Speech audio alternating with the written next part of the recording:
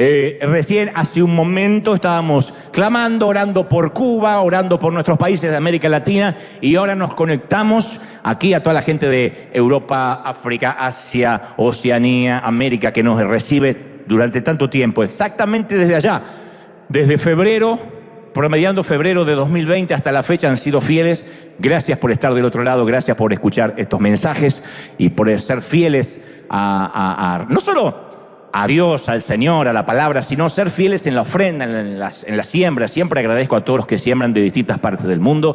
Gracias porque hacen posible que podamos ser graneros en otras partes del planeta. ¿Estamos listos para lo que Dios nos va a dar? Digan conmigo, estoy listo. ¿Están listos, sí o no? Muy bien. Hace algunos años atrás me invitaron a dar una plática, una charla en la unidad penal número 3 de San Nicolás, una de las cárceles más antiguas de Buenos Aires. Le habían dado a esos reclusos un receso, una invitación a reflexionar, a pensar acerca de sus vidas, sus elecciones, algo que la gente fuera de esas paredes casi no acostumbra a hacer. Pero ahí, tras las rejas, siempre hay mucho tiempo para reflexionar. Y aquellos hombres estaban allí, necesariamente no era un pabellón evangélico, simplemente invitaron a todos los que querían ir a la charla. Estaban allí para pasar una hora escuchándome por su propia voluntad, no era obligación. De modo que me regalaron su presencia, cosa que agradecí profundamente. Y debajo de esos rudos aspectos y esos corazones aparentemente endurecidos por la vida, por los infortunios, por lo que tuvieron que atravesar, yo pude divisar a niños encerrados en cuerpos, en piel de adultos. No recuerdo exactamente de qué hablé. Mentiría si dije esto y lo otro. Probablemente, como me conozco, hablé acerca de las prisiones de mi propia vida y que a veces podemos estar encerrados sin estar necesariamente en una cárcel regular como esta gente. Y en aquel salón, mientras que hablaba, por cierto, yo era muy jovencito, mientras que hablaba, algunas almas heridas comenzaron a sollozar y los vi llorando como niños frente a mí. Ahí estaban monedas perdidas, ovejas perdidas, hijos perdidos. Pero no cualquier moneda, no cualquier oveja, no cualquier hijo. Yo sentía al Señor que susurraba, cuidado, cuidado. Estos son mis hijos, son mis ovejas, son mis monedas. Terminé la charla, algunos regresaron a sus celdas, pero un hombre de presumo unos 50 años, se quedó parado frente a mí. Y cuando lo saludé y lo abracé, yo sentí que se desencadenaba una carga que parecía reventar un dique, porque comenzó a llorar con la angustia de un niño. Ver un hombre de estos llorar así te conmueve, te estremece. Yo no logré comprender toda la miseria y toda la humanidad que se desbordó en aquel pequeño abrazo, pero fue visceral, fue desgarrador. Finalmente el hombre se secó las lágrimas y me dice, ¿de verdad crees que Dios ama a un tipo como yo? ¿De verdad crees que Dios puede amar a un tipo como yo? No era una pregunta retórica, teológica, era una pregunta desgarradora. Me lo estaba preguntando alguien que quizá estaba allí por haber asesinado, por haber violado, estafado, en el mejor de los casos. ¿Quién sabe? Pero ahí estaba la pregunta. Este tierno ser humano, porque no deja de ser un niño, insisto, encerrado en el cuerpo de un adulto, me confió esta monumental pregunta. En otras palabras me dijo, ¿Dios encuentra algo en mí que sea digno de amor? ¿Algo que valga la pena ser amado? Pienso que cada ser humano, desde que somos chiquitos, anhelamos escuchar, estoy orgulloso de ti. Ya sea porque hayamos hecho bien una nota, una calificación en un examen, porque hayamos hecho bien un deporte, pero generalmente nos alienta más cuando no lo dicen por nuestro comportamiento, sino simplemente por existir. Cuando nos dicen, estoy orgulloso de ti. ¿Por qué? ¿Y por qué existes? No hay nada que sane más el corazón de un niño cuando le dicen, estoy orgulloso de ti. Pero no por lo que has hecho, sino porque solamente estás, porque naciste. Yo siempre sostengo que las viejas heridas tienen una muy buena memoria, pero pésimas destrezas interpretativas. Porque si bien es cierto que el dolor mantiene los recuerdos frescos, también oculta a veces lo que realmente ocurrió. La mayoría de nosotros, dicen los psicólogos, no recordamos exactamente cosas de la niñez, son recuerdos de los recuerdos, lo que nos pareció vivir. La gran mayoría de las cosas son cosas que nos pareció vivir y las creemos como ciertas.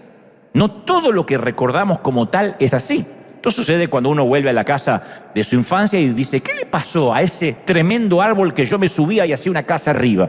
Y papá nos dice, ¿es ese árbol? No, pues este es un bonsái. Este es el hijo del árbol. No, siempre fue así el árbol.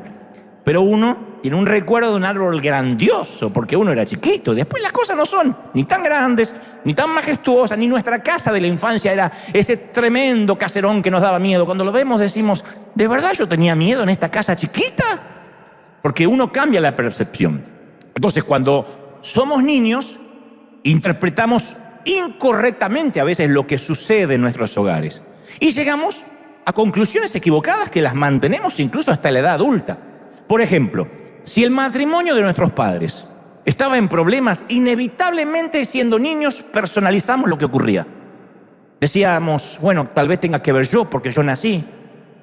Tal vez si ordenaba mi cuarto, mi papá se hubiese quedado en casa y no se hubiese buscado otra familia. Tal vez mamá se fue porque yo traje malas calificaciones y la harté. Tiene que haber sido mi culpa. Yo te conté en varias ocasiones que mi papá estaba decepcionado de mí. Al menos es lo que yo sentía de niño. Y era lo que yo creía. Nunca supe si mi papá estaba decepcionado o no. Porque jamás hemos tenido esa conversación y ya no la vamos a tener. Pero los niños que sufren abusos verbales o abusos físicos no pueden procesar que sus padres están equivocados. No procesan que ese que abusó es un monstruo. Un niño que padece abuso cree que lo que se vuelca sobre él, la rabia que se vuelca sobre él, es merecida.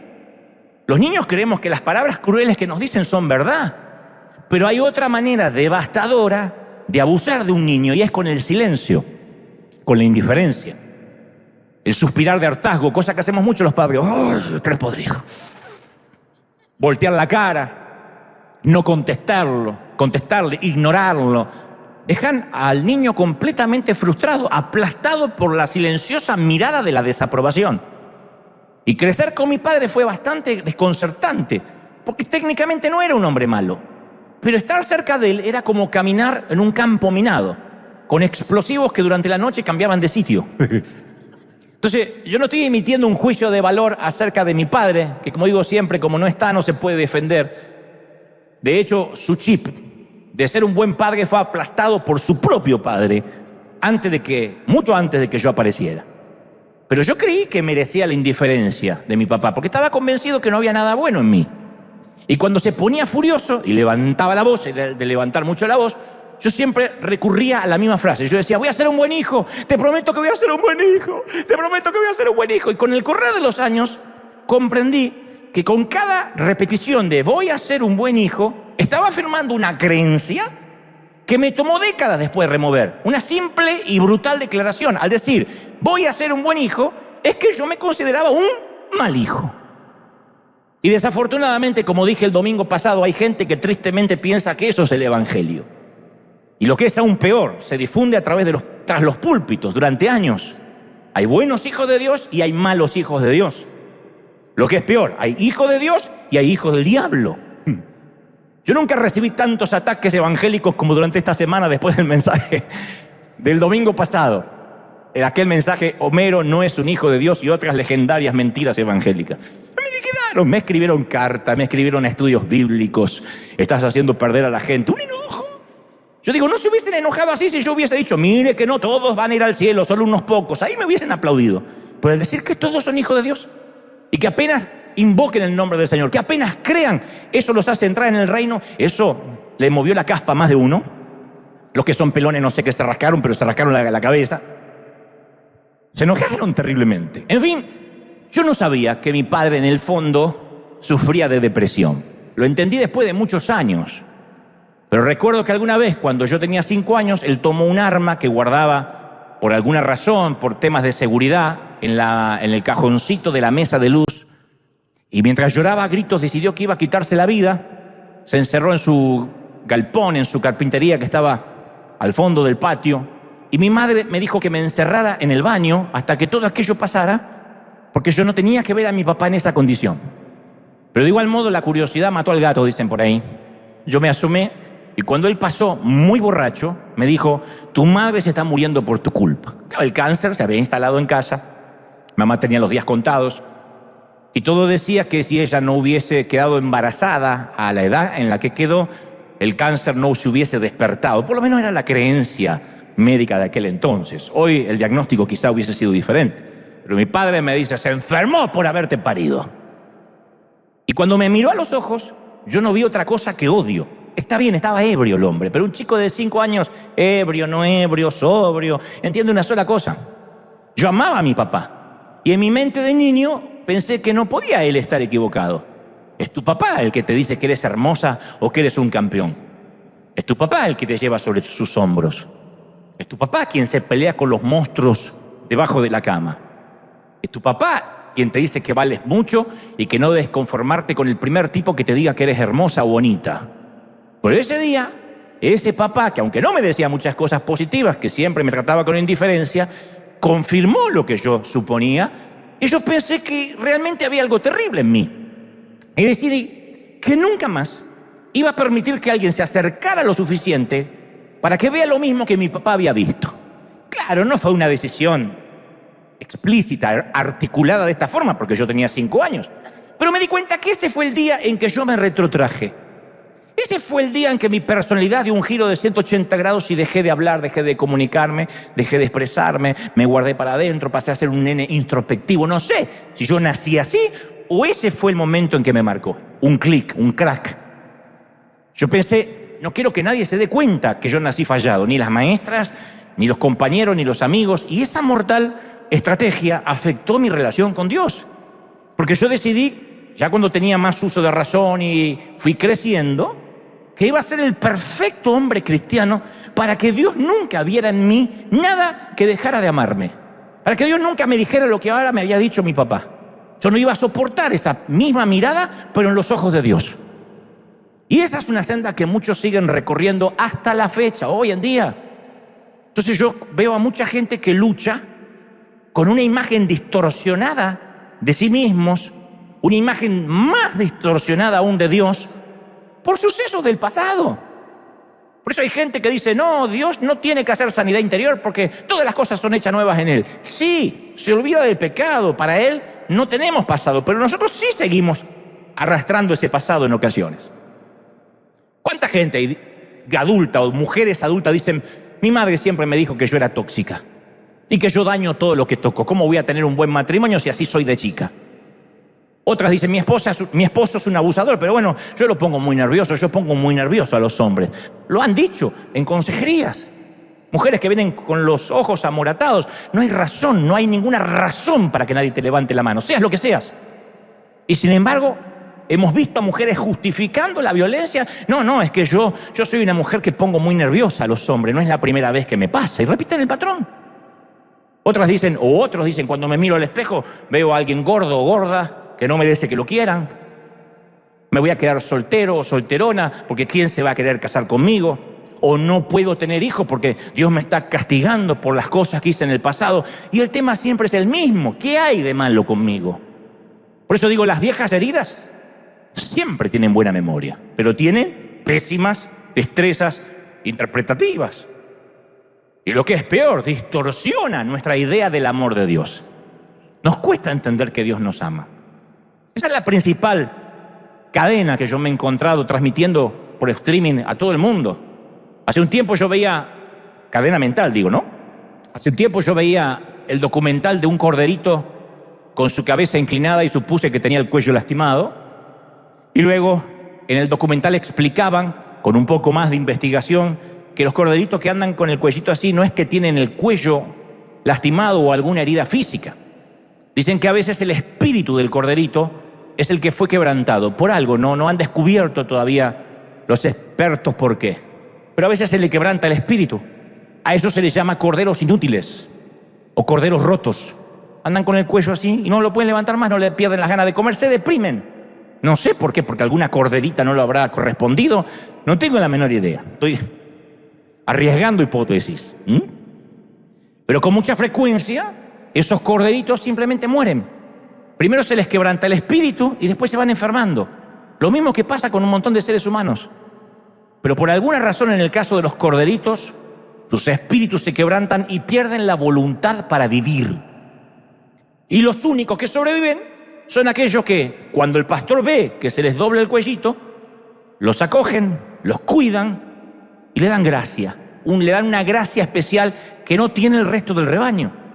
Entonces los corderos inútiles, así se les llama, son en realidad los más bendecidos de todas las ovejas del rebaño, porque son a ellos a los que el pastor cuida de manera más personal, de manera más íntima.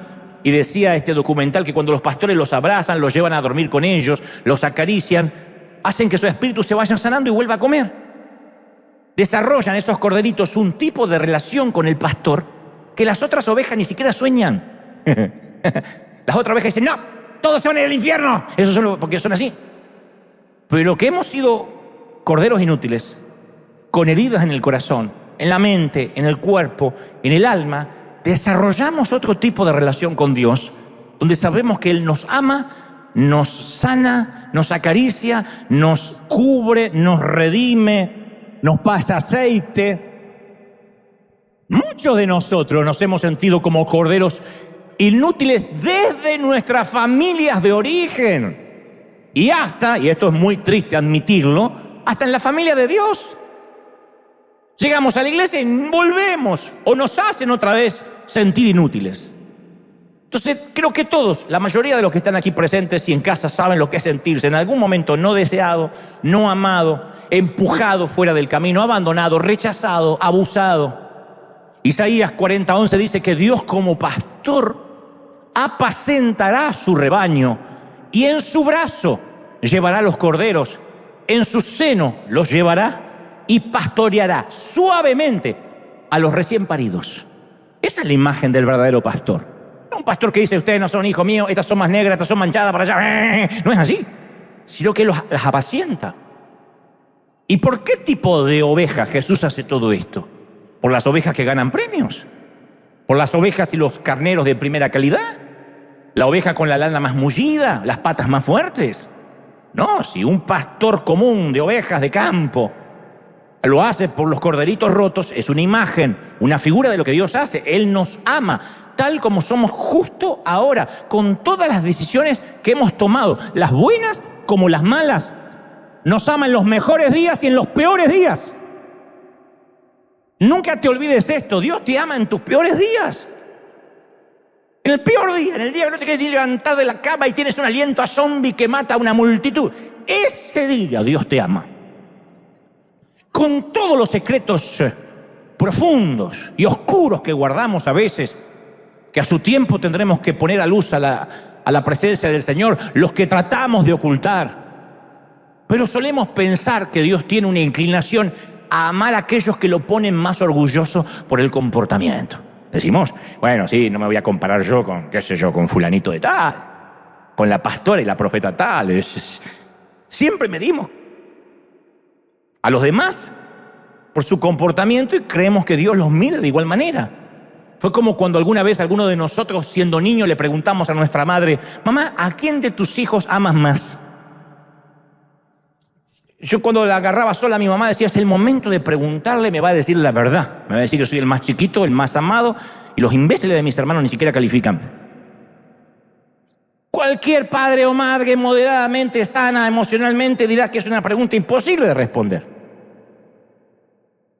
Porque cuando concebimos a nuestro primer hijo, nunca nos imaginamos que tenemos la capacidad de amar a otro.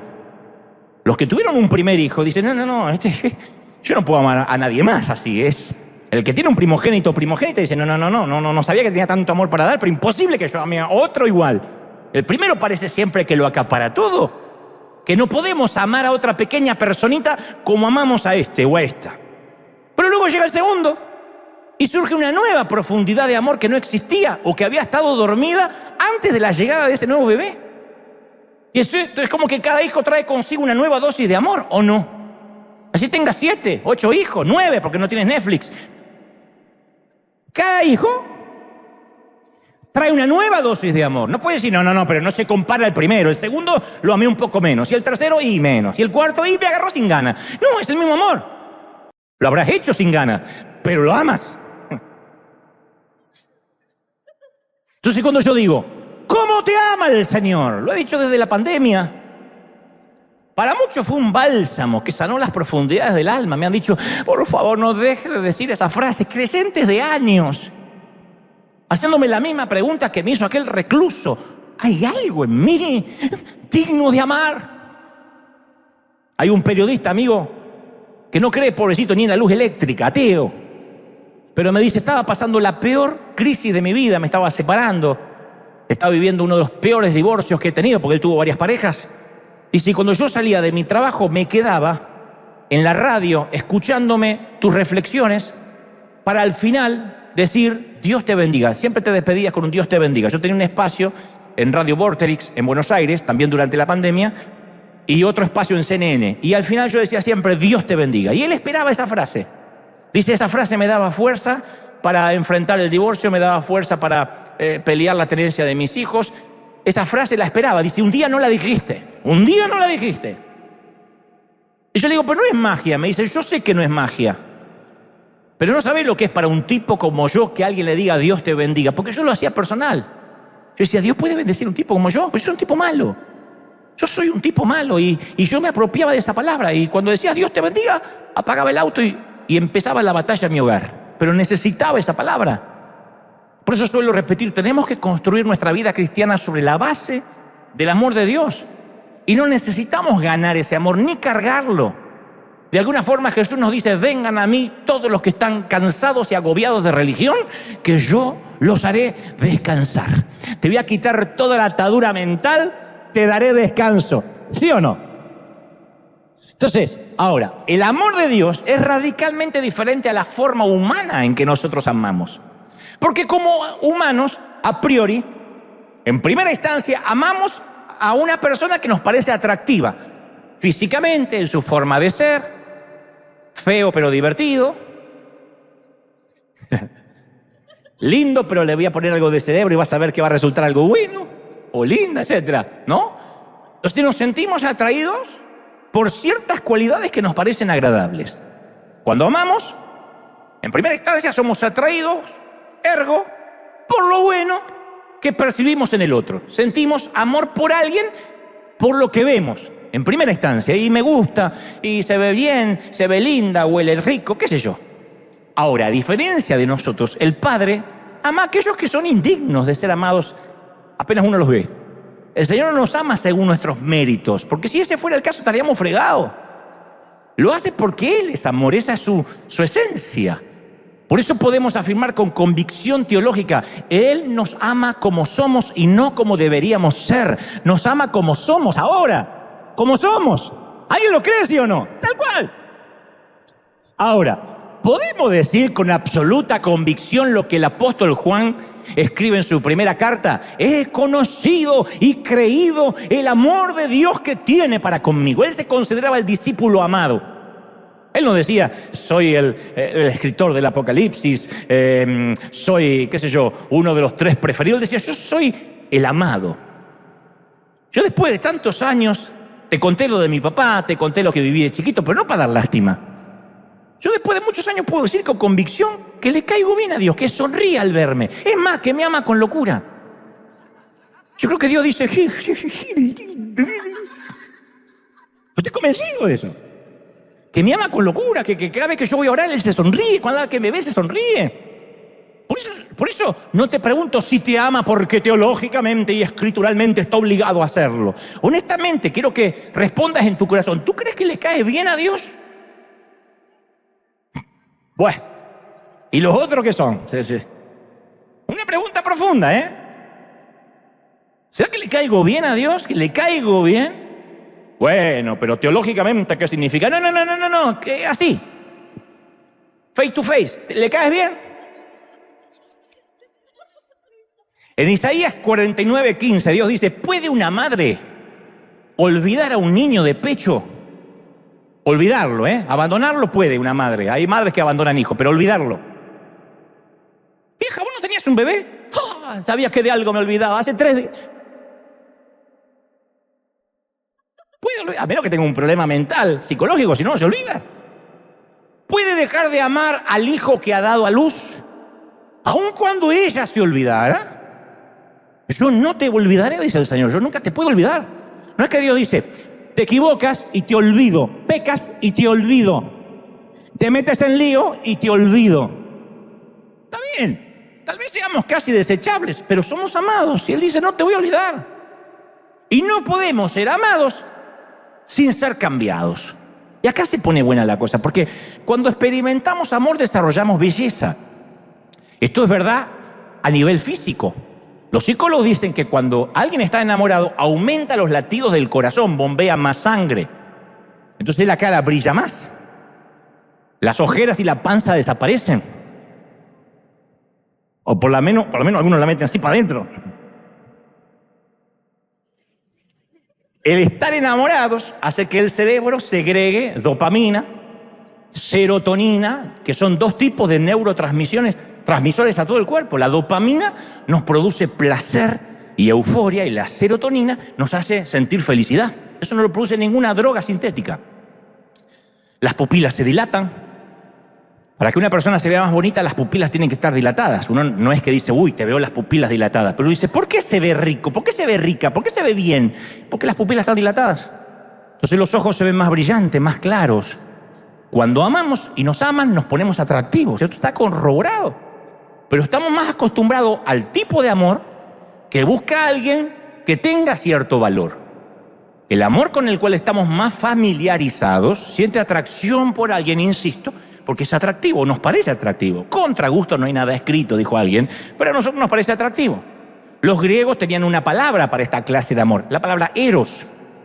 Cuando oímos esta palabra pensamos inmediatamente en algo erótico, pero eros significa algo más que atracción sexual. Eros describe la clase de amor que satisface nuestro deseo de validación, nuestros apetitos, nuestra carne. Eros es el amor en busca del gran tesoro que nunca llega. Es la búsqueda del príncipe azul, la búsqueda de la princesa perfecta, de la niña que no tiene madre, por lo tanto no tendrá suegra. Esa búsqueda.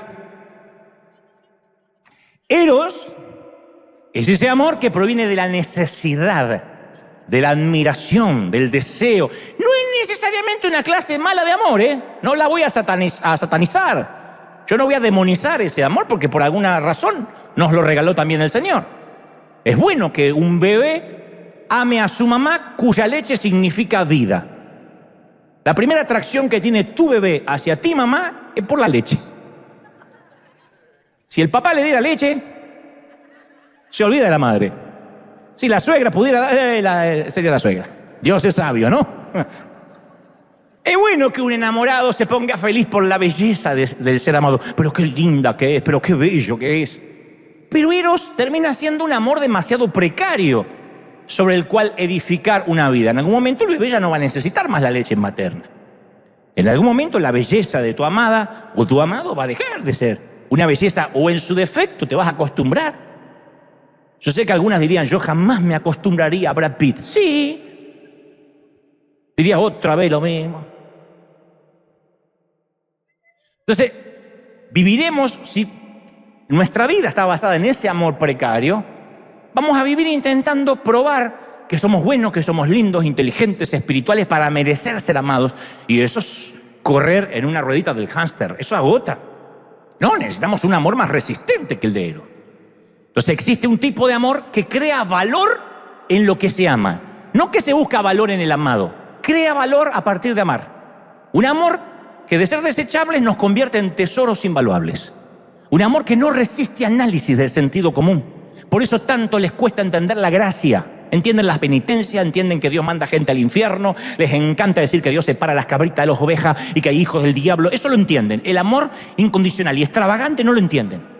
Pablo lo expresó así en Romanos 5:6. Él dijo, a la verdad, éramos incapaces de salvarnos.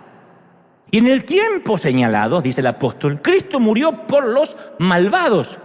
Difícilmente habrá quien muera por un justo.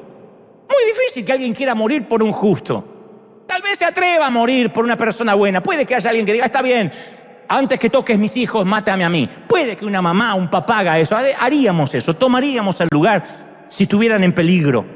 Pero Dios demuestra su amor, dice Pablo, por nosotros en esto: que cuando todavía éramos pecadores, Cristo nos amó y murió por nosotros cuando no lo merecíamos.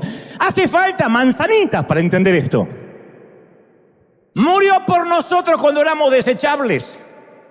Y los escritores de la Biblia no quisieron usar la palabra eros para describir esa clase de amor. Usaron por primera vez la palabra ágape. Existen dos mandamientos que no se pueden separar. Jesús dijo, ama al Señor tu Dios con todo tu corazón, con tu ser, con tu mente. Y el otro mandamiento, ama a tu prójimo como te amas a ti.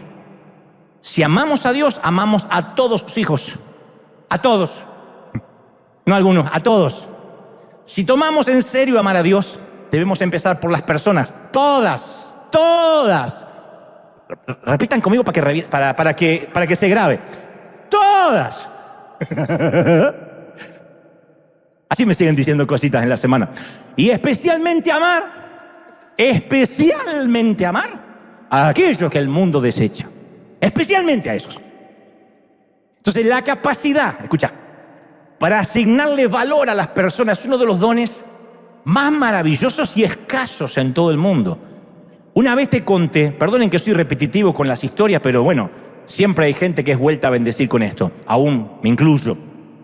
Cuando decidimos comprar esta arena, el banco llegó a la conclusión, esto solo pasa en esta parte del mundo, que para asegurarse que iban a cobrar la deuda, yo debía mantenerme con vida. Yo sé que los bancos de otras partes del mundo no plantean estas cosas. Acá sí, yo pregunté 2 o 3 veces si estaba entendiendo bien. Vinieron y concluyeron que si yo me moría, quizás River no iba a tener los mismos ingresos estando yo con vida, y eso haría que ellos no cobraran la deuda. Era un riesgo que no querían correr. Ok, le vendemos la arena a 7 años, pero si este tipo se muere antes de los 7 años, ¿a quién le cobramos?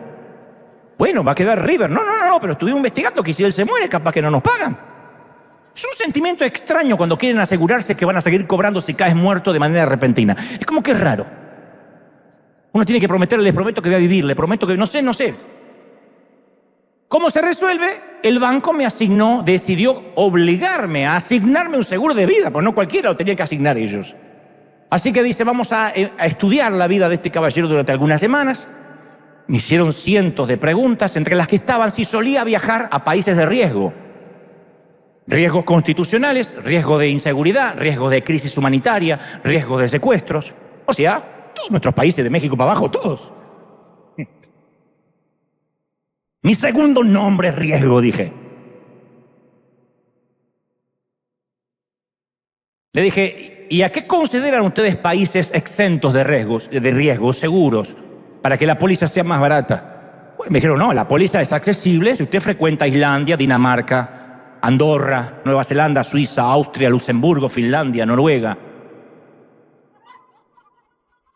Digo, lo mío es más para el lado de Tijuana, Nicaragua, Ecuador, Colombia, Salvador antes de Bukele, Venezuela, Argentina. Cuando dije Argentina, y en ese momento, cuando le dije los países que yo iba y le mostré los sellos de los pasaportes, mi póliza pasó a valer más que el contrato de Messi con el Inter de Miami. Luego de extensos exámenes de salud, de calcular cuántas familias dependían de que yo estuviera con vida, de observar los sellos del pasaporte, me asignaron un valor. Siempre es lindo tener un valor, pero es raro cuando te das cuenta que vales más muerto que vivo. Vivo no valgo nido cacahuate. Pero llego a morir. Ahora entiendo por qué hace algunos años teníamos deuda y parte del equipo me decían muy seguido, ¿cómo estás de salud? Hay una clase de amor que busca valor en lo que se ama.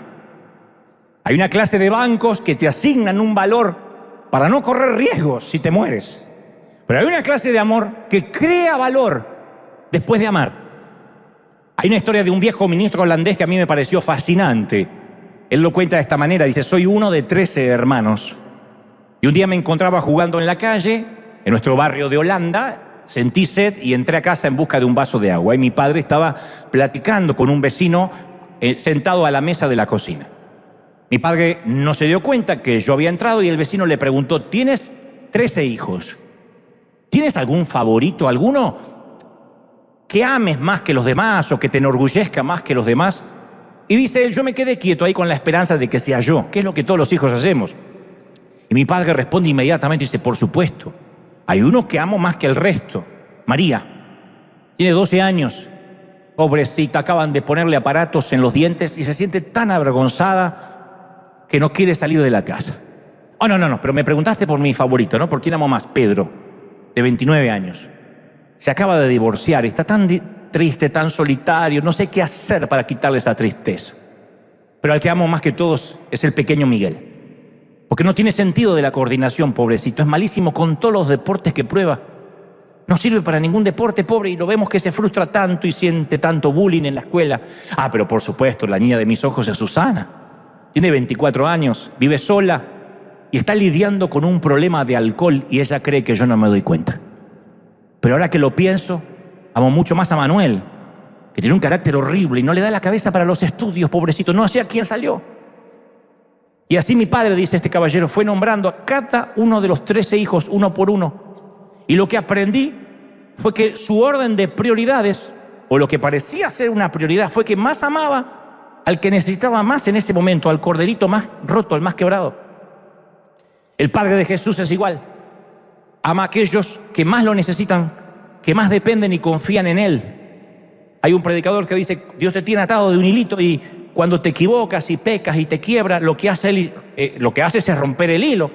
En lugar de decir, bueno, se perdió, Dios lo que hace, inmediatamente lo que hacían las madres antes, hacer un nudo con el hilo y volverte a atar, pero ahora está más cortito y te tiene más cerca de Él. Y te vuelves a equivocar y dices: ay, hace otro nudo y ahora te tiene acá. Entonces Dios poco le importa si has sido puro como San Juan o pecador como la prostituta en la casa de Simón el fariseo.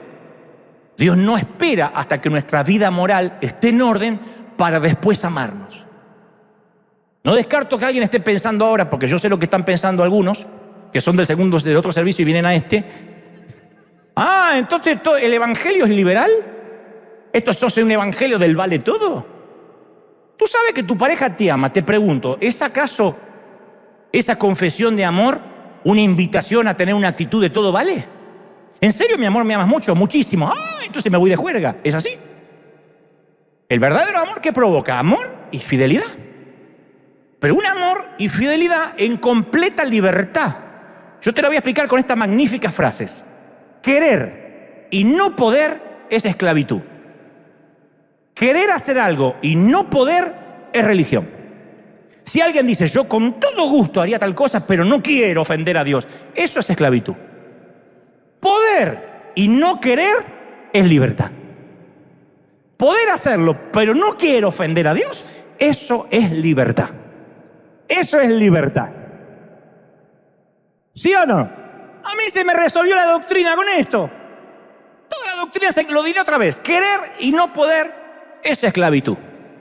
Me muero por pecar, pero ay, me muero por pecar, me estoy quemando. Eso es esclavitud. Poder pecar y no quiero es libertad. Juan 8:36 dice: si el Hijo los liberare, serán verdaderamente libres. Y Pablo dice que nuestra libertad no es una licencia para pecar. Uy, me voy a congregar en River porque ahí podés hacer cualquier cosa. No, el que busca licencia para pecar la va a encontrar en cualquier lado. Gálatas 5:13 dice: ustedes han sido llamados a ser libres, pero no se valgan de esa libertad, dice el apóstol, para dar rienda suelta a sus pasiones. Al contrario, el Señor te dice: ámame desde la libertad. Es lo que una pareja sana y saludable hace. No sirve que te cases y que tu cónyuge te ponga un chip para seguirte a dónde vas, y que tengas que dejar el celular siempre ahí, y que te revise todo porque desconfío. Eso no es amor. Eso es manipulación en todos los órdenes. Y tú dices: bueno, pero yo no le puedo dejar. ¿Por qué no tengo que saber? Porque amar es libertad. Si te va a engañar, te va a engañar igual, tengas todos los passwords o no los tengas. Se ama desde la libertad. Yo predico para que seamos libres, transmito esa libertad que el Padre me da a mí, y después que cada uno haga lo que quiera con su libertad. El Señor los hizo libres en el huerto del Edén. No quería tener robots, no quería tener ángeles que están obligados a servirle. Él dijo, le voy a regalar el libre albedrío, hagamos al hombre a nuestra imagen. Y les puso un árbol que muchas veces dijimos, ¿para qué cuerno se lo puso? Para que sean libres. Y cuando uno es libre, nuestra sangre noble nos obliga a cambiar. No porque nos obligan, porque queremos. Ya no hay necesidad de ley. Un niño no necesita que le enseñen a amar a su mamá. Ser libres de la ley también significa ser libres del pecado. Cuando somos libres, no violamos una regla, desgarramos el corazón de Dios. Cuando uno es esclavo, sale de la sana doctrina. Cuando uno es libre, viola una relación y traiciona una confianza en el caso de pecar. ¿Me explico? Me mira medio raro, ¿me estoy explicando bien?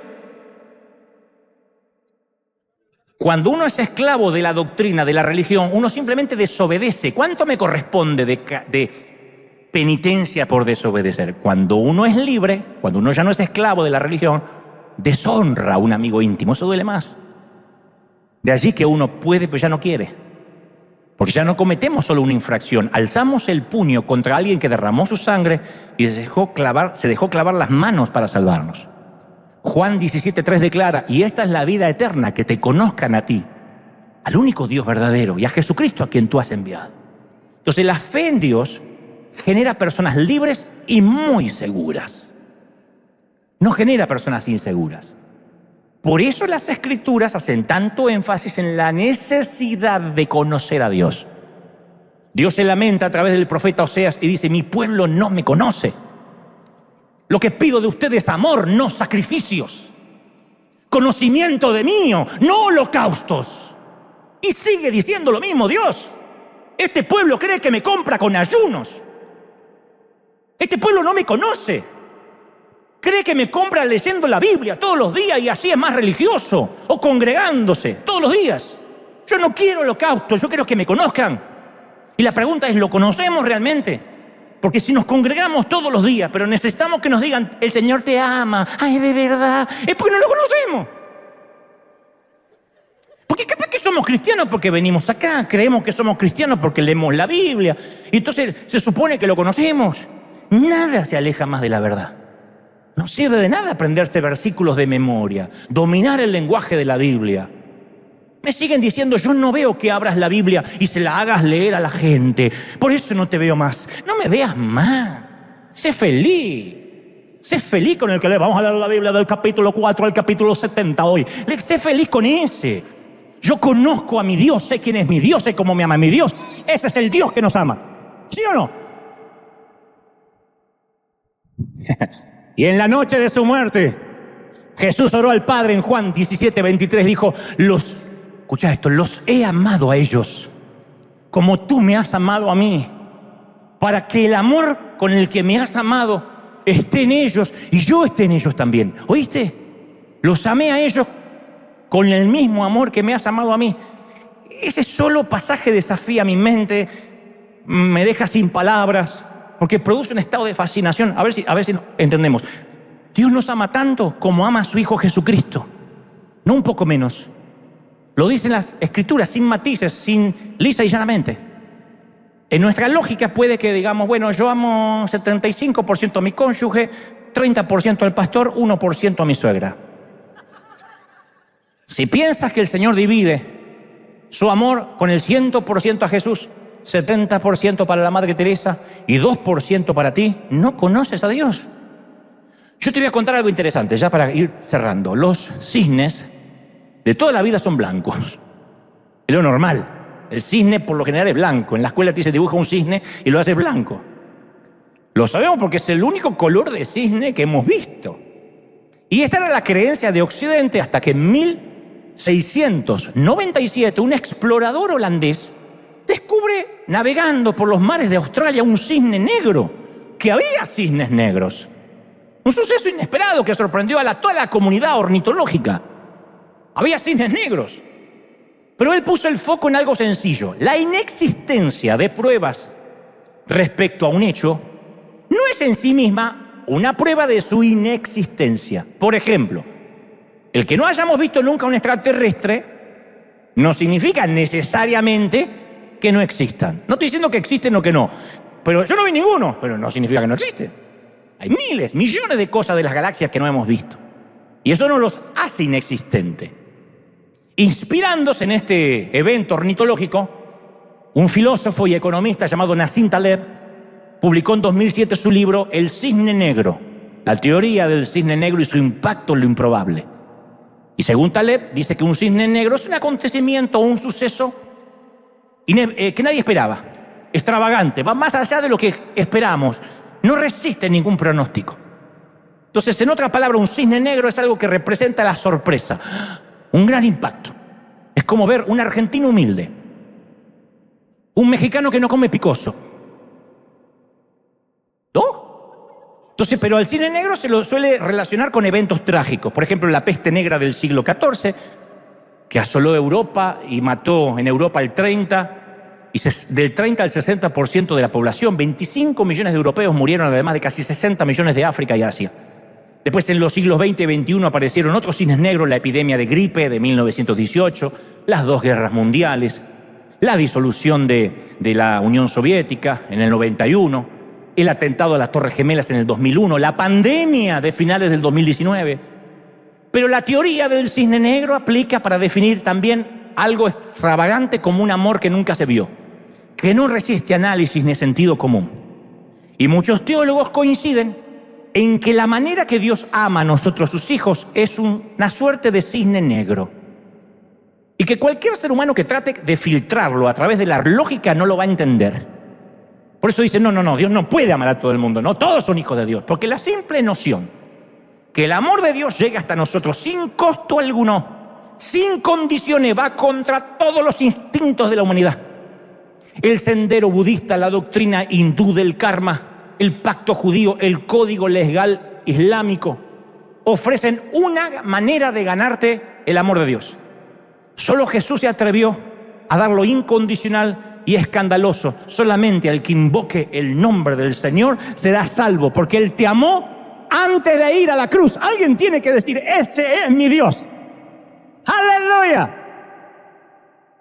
Y como Dios es conocedor de la resistencia que oponemos a las cosas que son gratuitas, decimos, cuando la ofrenda es grande hasta el santo desconfía. Entonces Jesús hablaba mucho de gracia. Él describió el mundo lleno de gracia. Dijo que el sol sale para todos. El sol sale para buenos y malos. Las aves recogen gratuitamente las semillas, no aran, no cosechan, no almacenan. Jesús veía la gracia por todas partes.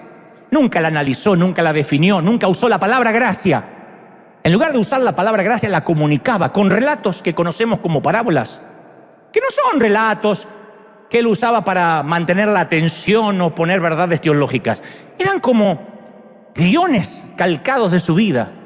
Él era el pastor que dejó la seguridad de su redil para salir en la noche oscura y peligrosa del exterior.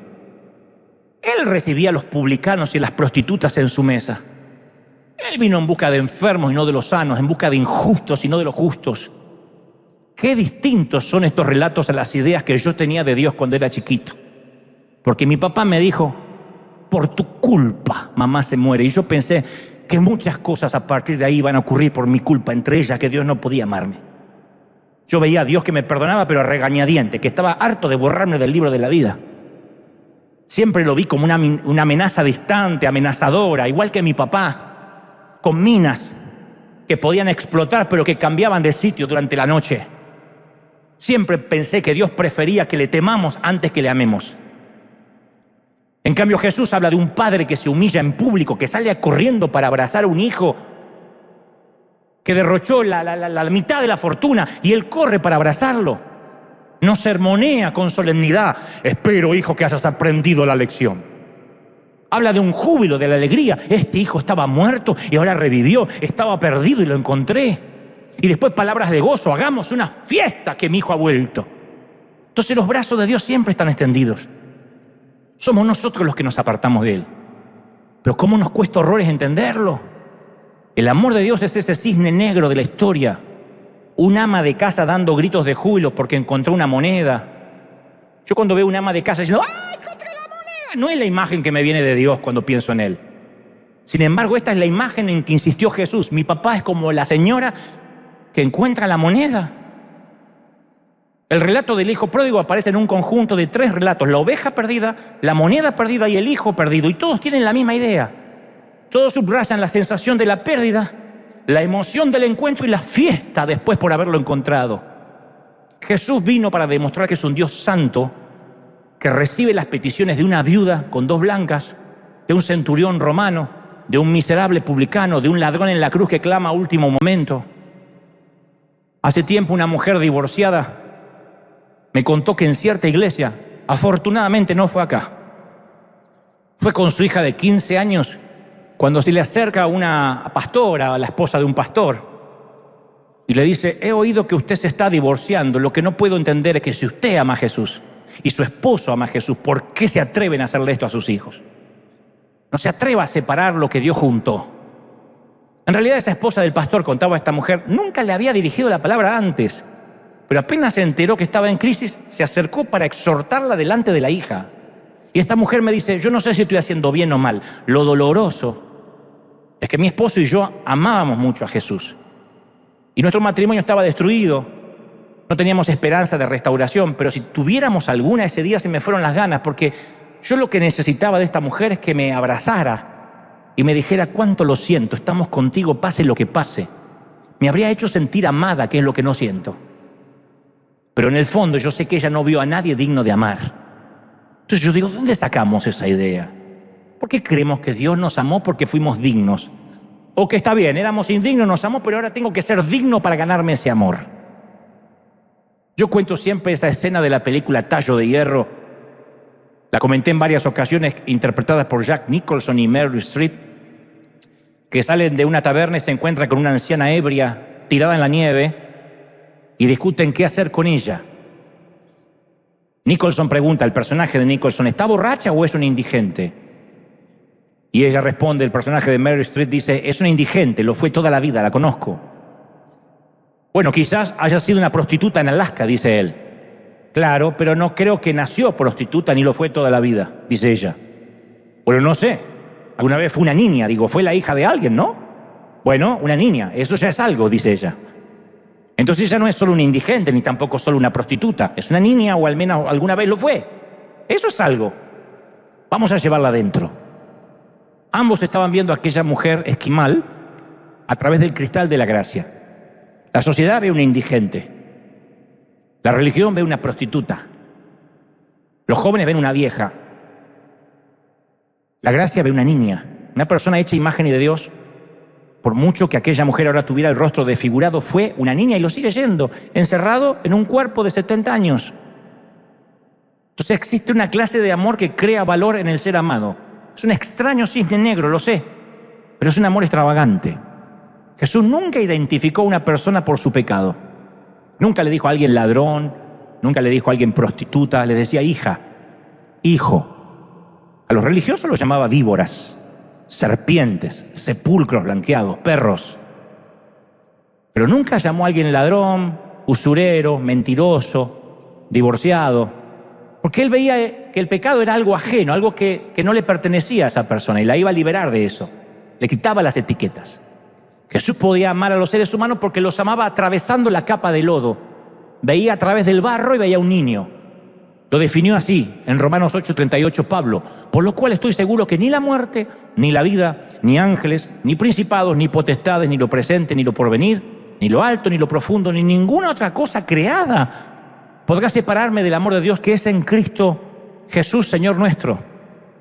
Me voy a meter en más líos todavía. Pero yo siempre pensé, ¿el infierno fue creado o no fue creado? Si el infierno fue creado, dice que ninguna cosa creada te puede separar del amor de Dios. Entonces, a mi criterio, ni el infierno te puede separar del amor de Dios. Ahora sí me metí en lío, pero lo creo. Y yo recuerdo que en aquella cárcel de San Nicolás, aquel hombre robusto que nos abrazamos, yo sentí cuando lo abracé cuánto Dios lo amaba. No te lo puedo explicar. Porque yo solo veía un tipo rudo, no voy a decir y yo lo amé. Yo vi un tipo rudo y hasta con un poco de miedo, de 50 años, yo era jovencito, que al fin y al cabo estaba allí pagando su condena con la sociedad. Pero sé que Dios estaba viendo un pequeño niño traumado y asustado de pasar otra noche entre rejas. Y aquel hombre me había preguntado sin rodeos: ¿de verdad crees que Dios puede amar a un tipo como yo? Yo agradezco que siendo jovencito el Espíritu Santo me dio a responder, no como la religión me había enseñado, no como yo creía, sino lo que salió de mi espíritu. Le dije, la pregunta no es si Dios ama a un tipo como vos. Él ama especialmente y específicamente a un tipo como vos. Por eso Él me trajo, porque Él te ama muchísimo. No es que a un tipo como, no es que estás en la excepción. Él especialmente está enamorado de ti. Y Él recuperó su control emocional. Me mira a los ojos y me dice, es todo lo que necesitaba saber. Flaco, es todo lo que necesitaba saber. Y yo me quedé pensando, eso es todo lo que todos necesitamos saber. Todos necesitamos saber eso. ¿Cuánto nos ama el Señor? Ahora un aplauso grande al Señor de señores. ¿Cuánto nos ama el Señor? ¿Cómo está sanando gente? Vamos, celebra al Señor que le está sanando mentes, corazones, almas, corderitos rotos. Alguien tiene que celebrar más que eso por los corderitos rotos que se están sanando en todo el mundo.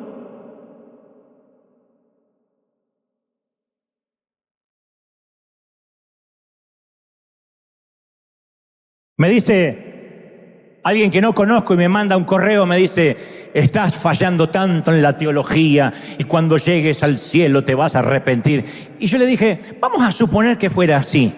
¿De verdad Dios va a decir, Dante, no entres al cielo porque amaste más que yo? Uno con el amor nunca se puede equivocar. Cuando uno decide honrar a todos, quizás estamos honrando a quien no se lo merece, pero con eso no se pierde nada. Pero deshonrando a un hijito, ahí se pierde mucho. Uno no se puede equivocar amando. Nunca me equivoqué diciendo Dios te ama. Siempre veo que se quiebra, llora y después lo único que tiene que hacer es creer que Dios lo ama y ya está. Nunca falló. Fue mi método y mi herramienta evangelística por años. No falla. Ama a alguien y cuando se sienta amada va a aceptar lo que sea. Pero trata de venderle primero algo para que lo amen y vas a ver que se cierra. Te dice, no, yo con la religión no, no, los pastores no, sacan la plata. No, los curas son todos unos. No, la gente levanta, y tiene razón de levantar sus barreras mentales, sus prejuicios. Porque no son amados. Pero cuando uno ama, abre las puertas de cualquier corazón. No nos vamos a equivocar por amar más. El Señor no va a decir, uy, en River amaban más de lo debido. No, nos van a decir, cuidado, no desprecies a mis pequeñitos. Tú no decides quién va al cielo y quién no. Tú no sabes cuánto es mi amor. Mi amor es un cisne negro, es extravagante. Tú nunca lo viste, no lo entiendes, no lo comprendes. Así que acéptalo por fe. Cuando te cueste entender cómo Dios ama a determinada gente. Si Hitler se arrepintió en el último minuto, ¿fue salvo? Y claro, si no, toda la Biblia fue una mentira. Cualquiera que se arrepiente e invoque el nombre del Señor no tiene que pagar. Si no, el ladrón de la cruz como que se fue al paraíso. ¿Quién sabe cuánto robó? ¿A cuántos violó? ¿A cuántos mató? O pensamos que era un pecadito así nomás y por eso el Señor dijo, te llevo. Aquel que se arrepienta, aquel que invoque el nombre del Señor, es un hijo de Dios potencial, siempre lo fue. Solamente que el creerlo hace que se produzca esa simbiosis maravillosa, esa adopción de la que habla el apóstol Pablo.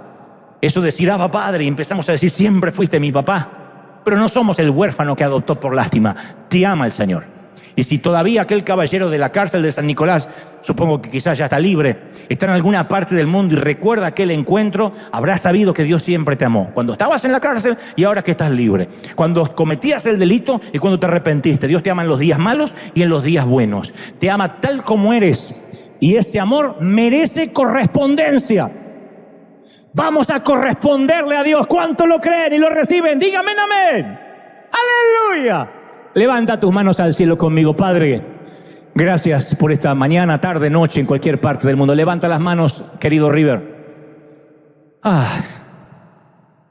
He transmitido lo que creo Dios puso en mi corazón estos días, estos domingos. He sentido el corazón del Señor diciendo, son mis hijitos.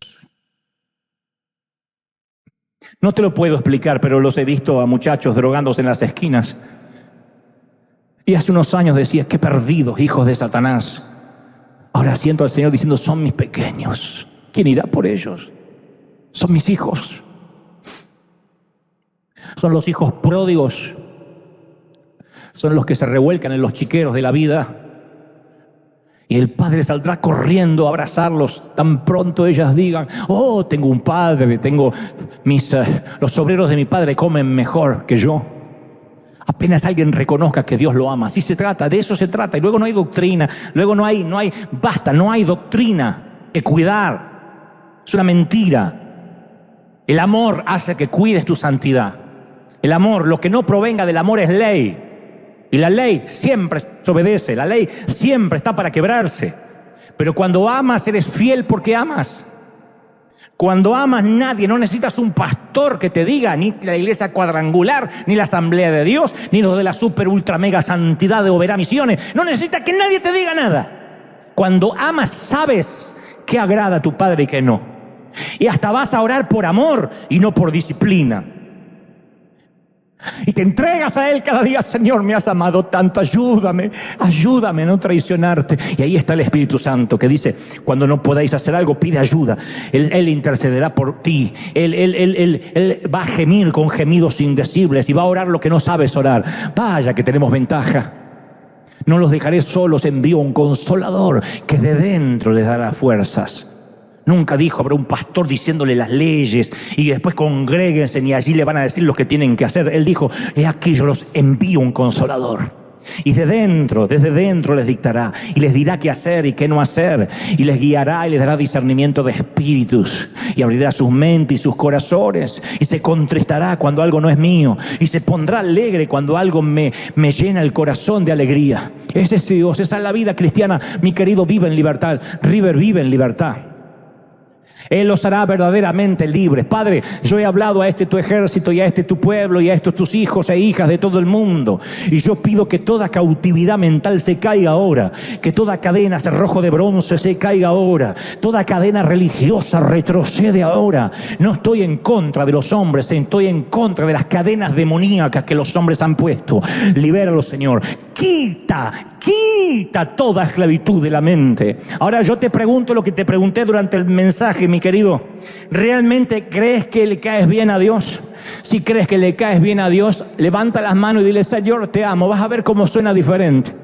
Es tan diferente cuando te sientes indigno, sucio, pecador, a cuando dices, Señor, yo sé que te caigo bien, yo sé que me amas. Eso es otro nivel de adoración. Ese es otro nivel de adoración. Ya no estás en la otra línea del pecador, estás en la línea del salvado.